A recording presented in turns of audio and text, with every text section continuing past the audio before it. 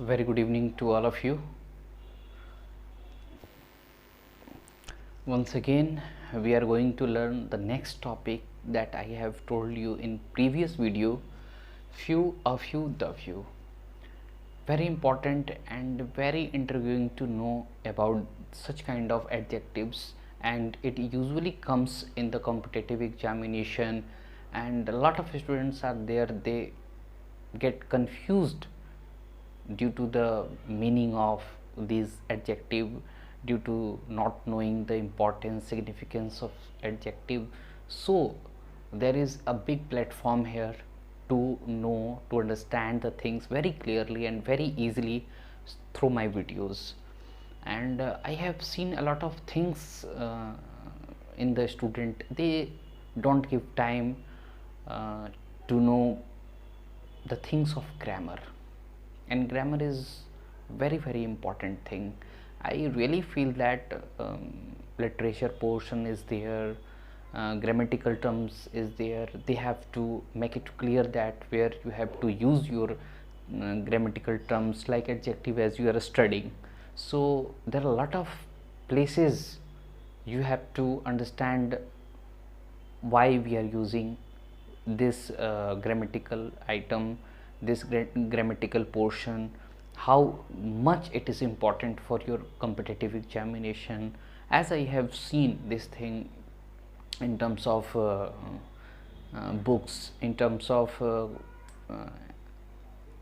the students career, how they are going to build.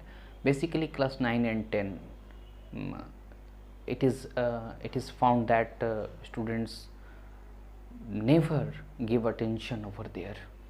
So this is my humble request for you all, that please share this video, please give your own opinion, how much you are going to learn, how much you are going to give your attention on my videos as I am teaching on this board. This is not a big platform, but for understanding, for knowing, for learning, it is really a big platform for you all. So in this video I have to discuss few, a few, the few. तो few क्या है, a few क्या है और the few क्या है, इसके बारे में हम जान लेते हैं। ये तीनों का इस्तेमाल काउंटेबल नाउन के पहले हम लोग करते हैं। तीनों जो ये दिए गए हैं एडजेक्टिव्स, इनका प्रयोग हम लोग काउंटेबल नाउन के पहले करते हैं। फ्यू का यूज जो है मैंने लिख भी दिया है बोर्ड पे, आप देख सकते हैं कि फ्यू का यूज हम लोग काउंटेबल नाउन के पहले करते हैं, और ये हमेशा लिटिल की तरह ही निगेटिव मीनिंग देता है और वेरी लेस के सेंस में आता है। वेरी लेस का अर्थ ये देता है, it gives the meaning of very less का ये अर्थ देता है। जैसे बहुत कम है, जैसे कि आई हैव फ्यू पेन्स, बहुत कम है, एक दो, इससे ज़्यादा नहीं है।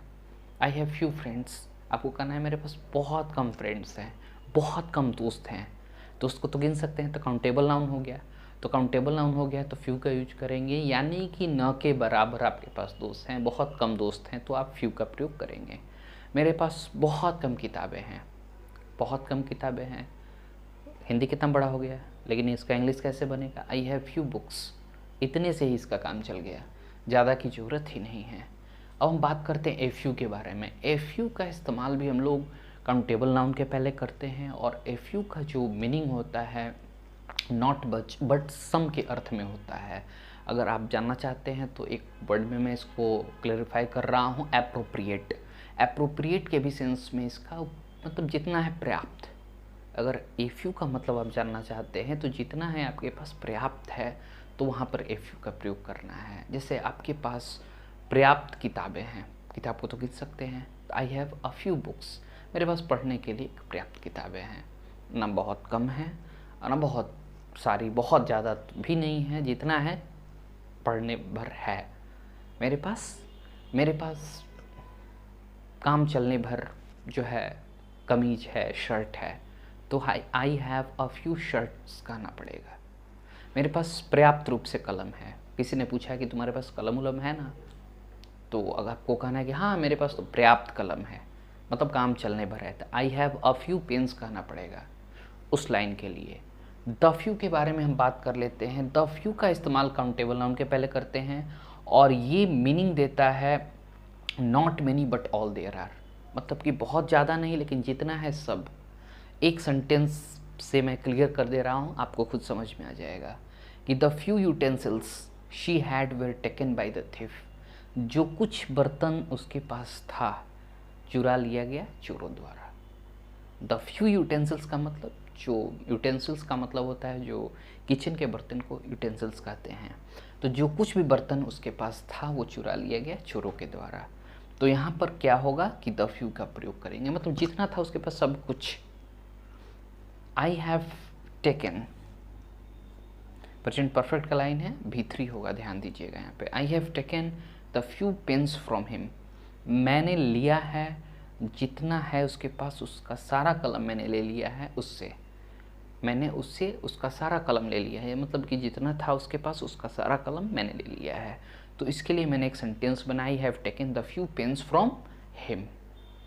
तो ये था few, a few, the few के बारे में जो मैंने आपको डिस्क्राइब किया। और इसमें आपको बहुत सारे मैसेज मिले होंगे, बहुत सारी चीज़ें आपने लर्न की होंगी, और मुझे उम्मीद है कि आप बहुत कुछ सीख रहे होंगे और बहुत सारी चीज़ें आप सीखेंगे, मुझे उम्मीद है।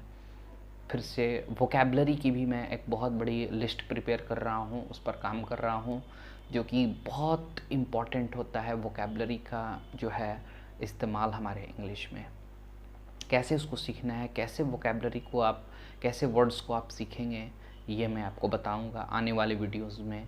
कैसे वर्ड्स को पढ़ा जाता है, कैसे वर्ड्स का इस्तेमाल होते हैं, कैसे उसको समझेंगे, कौन सा नाउन है, कौन सा वर्ब है, कौन सा एडजेक्टिव है। तो इसके बारे में हम बात करेंगे, बट उसके लिए थोड़ा इंतज़ार कीजिए and be in touch with my videos. Please like and subscribe my channel. So have a nice day. I hope you have a better experience. Okay, good day.